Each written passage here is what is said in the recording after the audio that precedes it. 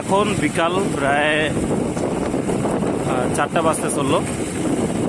আমরা একটা গ্রামের দিকে যাচ্ছি, গভীর ফরেস্ট, এবং গভীর ফরেস্টের চারদিকে ইলেকট্রিক তার লাগানো আছে যেন হাতি এবং বাইসন রাস্তায় না আসতে পারে।